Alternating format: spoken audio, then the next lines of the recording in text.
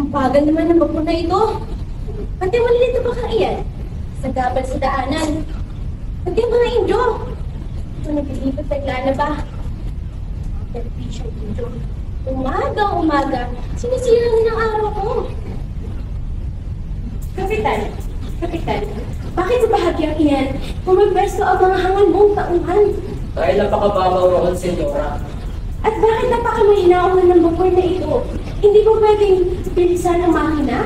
Sa pagsasadsad tayo sa balayan, Senyora. Ay naku, ang ilong pasing ay masyadong paliko-liko. Dapat na ituwid ito. Dapat itong ituwid. Dahil dito ay sobrang bagay ng pagpasay ng bako. Tama. Dapat hanapan nila ng paraan para palalimin ang ilong pasig. Diba? Para naman bumilis ang usad ng mga bakor at mga sasakyang pangdagat. Siyang tunay, alam ka ba sa paldas ng Alhama? Alam mo ba kung sino sila? May isang tulad sa Puente del Cabrero na hindi natapos. Dahil sa sinabing mahina at makatotoo ito, ngunit tignan niyo. Oo pa rin ito hanggang ngayon. May dumaan ng dito ng bagto, hindi ito mabuto. Ngunit hindi ibig sabihin na wala kang pagmira. Dahil ang problema ang ating lawa. Dahil walang maaari sa lawat dito sa Pilipinas. Madali lamang yan. Bakit wala man lang nakaisip nun? Umukay ng tuwid na kanal mula sa buhanga ng Ilog Pasig hanggang sa dulo ng Maynila. At ang bagong ilog ay gagawing lagusan. At ang luma ay tatambakan.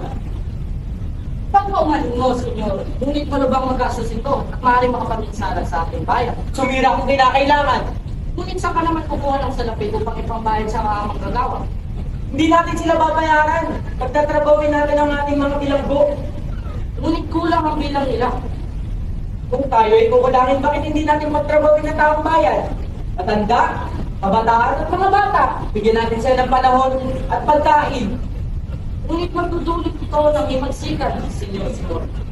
Ang pulong ito ay matagal nang hindi naghimagsikan. Ang lupain ito'y matagal nang naghimagsik dahil sa sapilitang paggawa. At ikaw, Padre Salvi, at kayo mga praile, ano bang magagawa nyo? Kung ang taong bayan ay maghimagsikan. Ngunit kalong mula ito. Bago pa ka ng lahat, meron akong panapala. Pagpakipakinabang at ikalilinis ng lahat. Ano naman ang proyekto? Nakakita na ba kayo ng hindi? Palagay ko, muli namin sa laptop. Hindi yun ang tinutukoy ko. Ang tinutukoy ko ay mga inaalaga ang itik mula sa Pasig na ito. Alam niyo ba ang kinakain nila? Kinakain nila ang maliliit na suso. Oo, tama kayo dyan. Dapat mag-alaga ang mga tao ng itik upang lumalim ang itik. Dahil kinakain nila ang mga suso. Ngunit yung gusto nyo, kung lahat ng tao ay mag-aalaga ng itik, dadami ang balot, nakakadiri. Mas mabuti ba tabulan na lang ang lawang iyan?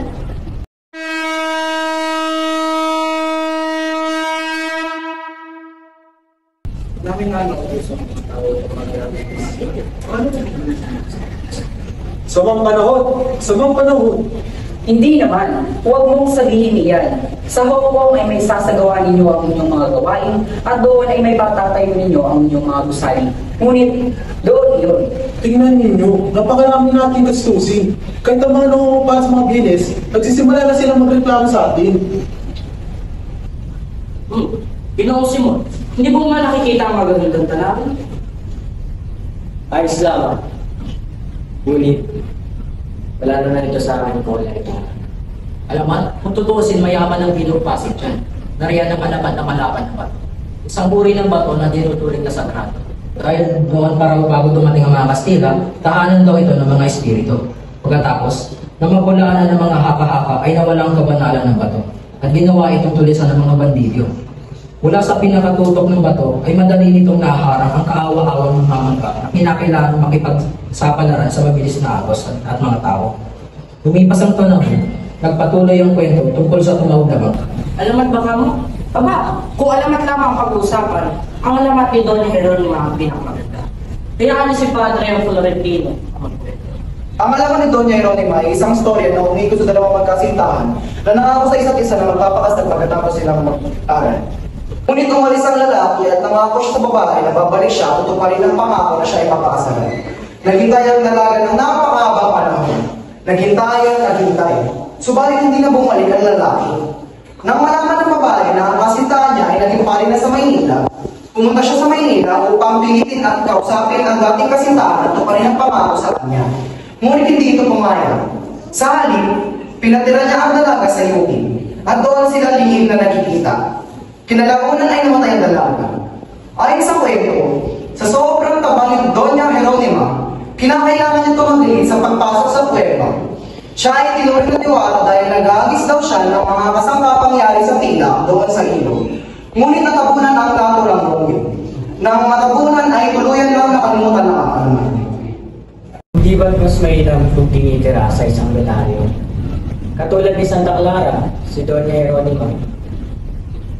Wala ako sa lugar upang bigyan nga po lang naging desisyon ng Arsobispo sa alamat.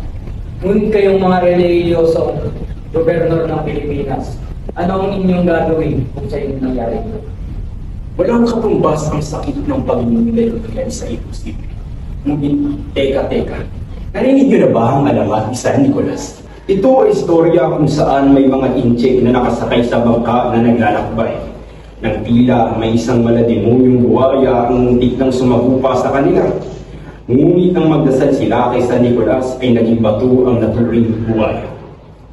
Kaya pala, Kapitan, naalala ko po ba kung saan namatay ang isang General Rivera? Rivera ba ito, diba? Siya nga pala, saan nga ba, Kapitan? May naiwan pa bang bakas na tubig? Ayon sa kabo na siyang nagkanda ng pagpulis, nang mula mapagtanto ni Ibarra na siya ay napakalimutan ng mga kwancha, ay tumalon siya sa bangka mula malapit sa kinabutasan. Pagkatapos, ay lumangoy siya ng lumangoy sa pagitan ng dalawang bahagi ng tubig sa distansyang mahigit sa 2 milya. Binakulanan siya ng bala sa tuwing hilaan at tangulo at sa tuwing siya ay hihinga. Sa malayo pa ay nawala na ito sa paningin ng mga tulis. At sa kaunti pang distansya, malapit sa kaybayan ay nakita nila ang tubig ay nagkulay dugo. Ngayon, eksaktong 13 taong gulang na ang nakalipas na magandang ito. Eh, kung ganun, kasi nang bakal na. Kasama sa bangkay ang kanyang amang isa ring filibustero.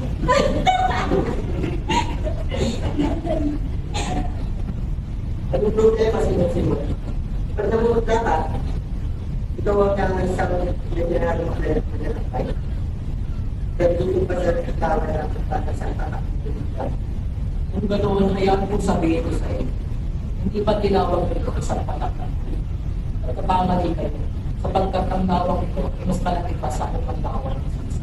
At pinagsama sa akin na nakakita lang ako ng katiro sa lalaki. Kaso pamakakapira ng